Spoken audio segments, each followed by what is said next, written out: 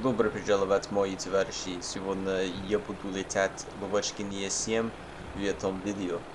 Я надеюсь, ты понимаешь меня. Yo, I tried my best. I don't know if you can understand me at all. But that's not the point. We're flying the Lavochkin 7 today, guys. Probably one of the best planes in Wings of Duty right now. If you know how to fly it, that is. And of course, I'm going to show you how to fly it because that's the point of these videos. That's why you're watching. Or you just watch it for the memes at this point. I really don't know. Speaking of memes, if you got some funny memes about this channel or just something that you've made that's original, that's funny, put them in the channel meme section on our Discord server, because if you didn't know, we have a Discord server. So join it, guys. Just join the Discord server, interact with the broskies, and then eventually I'll be reacting to those channel memes, and it should be pretty funny. And don't hold back, even if you're making fun of me. I want to see it. Alright, let's smooth transition back into the Lavochkin 7. So yeah, guys, this plane is actually pretty incredible. When I first played with it, I was like, it's kind of a little weird. I don't know how to fly this thing. Because you tend to get outturned by the Germans a lot. And it's pretty fast, but it's not like as fast as the German planes. So it's a little bit weird when flying it at first, but once you kind of figure it out, it suddenly becomes probably, in my opinion, one of the best planes in the game. I mean, the armament's pretty strong, it's pretty fast, it turns pretty alright. There's not too much to complain about it, and the climb rate's pretty crazy, and its stability, everything's good about this plane. It's very versatile in my opinion, and that's what makes it such a great dogfighter, because it's good in almost every situation. It's kind of like the Corsair of Stalingrad. But of course, you need to know how to fly it and what tactics to use in order to do well with it. So in this review, I'll be just generally reviewing the plane, and then I'm going to give you guys some tactics that I've created to help you just dogfight with this thing. And I found that these tactics work out really well for me, and it doesn't always work out for everyone, but this is the tactics that I use, and I haven't really seen anyone else use these tactics before. But that's just part of my goal with this video, is just to create some new tactics for beginners to help you guys do really well. So let's talk about the speed of this plane. Well, it's a huge upgrade from the previous Lavochkin 5. You get an extra 350 horsepower, which is quite significant. It means you'll be cruising at around 100 to 200 kilometers per hour faster. So you could be cruising anywhere from 500 to 600 kilometers per hour, and in a dive, upwards of 700 kilometers per hour. But if you go too fast, like reaching near 800 kilometers per hour, your plane's going to start breaking apart, and that's kind of where the Germans beat you in that dive. However, this speed lets you just climb forever. You can climb with the German planes, but one of the main drawbacks is that you're not turning as great as in a Yak 9 per se. But yeah, it doesn't make too much of a difference, because if you just B and Z, you're not going to be needing to turn that much. And plus it turns well enough anyways to where you'll be able to get some shots off and maybe even get the kill then. Because the armament's quite strong. I mean, we got two 20mm Schwack cannons, which you might be thinking it's not too much. But literally, it only takes a couple shots to take down most of the light fighters in the game. You have 400 rounds of these 20mm, and you can also strap two 250 kilogram bombs. However, I find it best just to focus on dogfighting and let your comrades take care of the ground targets with the IL-10 Beast. Unfortunately, I couldn't get any realistic footage with the La-7, as it seems that most of the realistic Stalingrad servers are dead for some reason. But the interior of the plane is quite nice. I do go into first-person mode sometimes to show you guys a little bit. But you do have a lot more visibility when it comes to leading on targets. The sight's a lot higher. You also have pretty good rear view visibility, as there's like a glass pane behind you, and also you have an internal fuel gauge, which is quite nice, so you can always check on your fuel. But overall, the interior is really well done. There's no complaints with it, no glitches. You have a mirror. You can use that mirror if you want. It's pretty cool looking plane. The design's quite nice. You also have three different camos for it. You have the winter camo, you have the summer camo, and you also have the gray camo, which you'll see me using most of the time.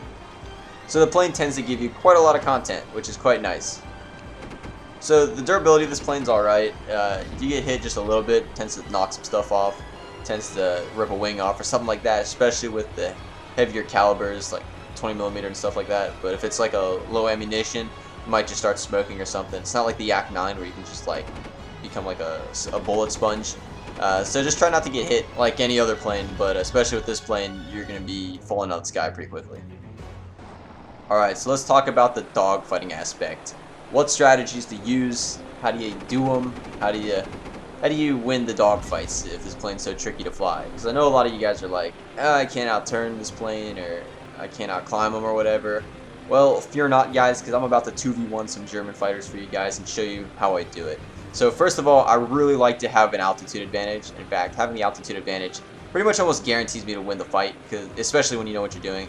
So first off, just try not to get hit. A lot of times they're going to try climbing after you, and that's kind of good because it kind of just baits them into destroying all of their energy. And then from there, you can go ahead and start doing some loops. And usually they're not going to have enough energy to follow you in it, and they're going to break off, or you're just going to simply outturn them in this maneuver. In a horizontal maneuver, I don't think you're going to outturn them, or you might be able to stick with them for a while. But if they have a lot of energy, you're not going to be able to outturn them. But in a vertical loop where they've climbed already, I found that it's a lot easier to stick with them and even get some angles for some pretty nice shots. So by doing this vertical maneuver, you first need to have an altitude advantage. You need to have the German plane climb up to you, and then you need to just start doing the loop-de-loops, and that's how you pretty much do it.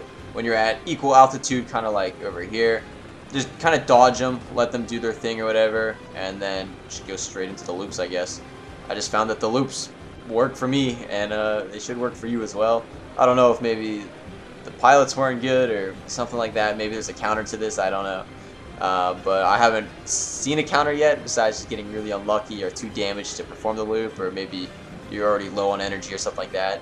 But my next recommendation, if you cannot maintain the loop for some reason and you're at equal altitude, you can't outrun them, can't outclimb them, can't outturn them, just scissor with them. That's pretty much the fallback. I recommend doing like a death spiral like I showed in the LA5 review, which you can go check out right here. Or you can do like a thatch weave and just reduce your throttle, and hopefully they'll overshoot. I normally prefer the death spiral, as most people don't see it coming, and it's just a lot easier to pull off, as you'll have more energy in the end to actually follow the fighter until you can get him or something like that, instead of kind of killing all your energy and hopefully being able to get a shot on. So as you can see, this move is quite effective, hasn't failed me yet. I did take a little bit of damage because I got hit a little bit, as you can see, but I didn't die, and that's the main point. He realizes that he's kind of screwed, and he's just going to run away for a long time, and literally like 10 minutes later we're still here, and I'm kind of sick and tired of it, so I just rammed this plane. And yeah, that's pretty much how it ended. I was just getting really tired of that. Alright, another Stuka kill. You know what, I kind of missed. Let's try that again, actually. Here we are, another Stuka kill, I think. There we go. As you can see, armament quite powerful. Pretty much just destroys everything.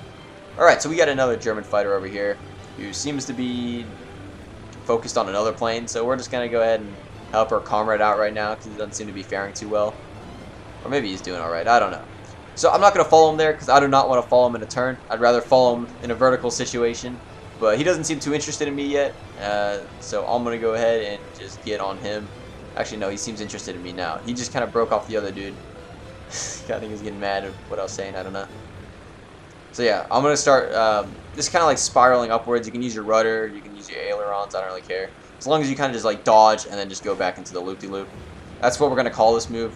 The spinny thing is what I call the, I don't even know what that is, just freaking forcing an overshoot. But I'm going to call this one the loop-de-loop. Yeah, so if you pull a loop-de-loop, you should be pretty good. We took a little bit of damage there, but we're pretty much A-okay still. And look at this nice angle that we kind of set ourselves up for. And if we land the shot here, we can probably end the dogfight. Yep. GG, fella. Alright, so this time the person wanted a 1v1 with the other guy because they were like having some beef or something. And I didn't want them to leave the server, so I tried to like mediate, but it didn't really work too well. But he's coming for me for some reason, so I'm like, alright, maybe he wants to 1v1 me, right? So I'm gonna go ahead and do the loop-de-loop again. It's like a meta or something. Maybe I'm either like really good at it, or no one knows how to counter it, or maybe these people don't know how to counter it. I don't know, but loop-de-loop just works well for me. I haven't really tried it on like pilots that I know are like abnormally good at this game, but loop-de-loop works for me. It's just maybe it's not that groundbreaking, but I think it's pretty groundbreaking. I mean, this is the first time I've had a lot of success with a maneuver like this. That's been working like pretty much every time. I really haven't had that many faults with it yet, besides for the fact that they can kind of just like outdive you. And normally I wouldn't recommend following in a dive. I'd recommend just keeping your altitude advantage, because once you start diving with them, you lose your altitude advantage and you're pretty much just wasting energy, as where the German fighter can just kind of maintain it. However, you're able to stick with them for a very long time and even be able to get some shots off eventually and get a kill. But literally, I've been following this dude for like 5 minutes, 10 minutes, I don't even know how long. It's been crazy long, so I'm cutting up the footage here because I don't want to keep you guys all day. So just take shots like this, hopefully land some, and maybe eventually he'll go down.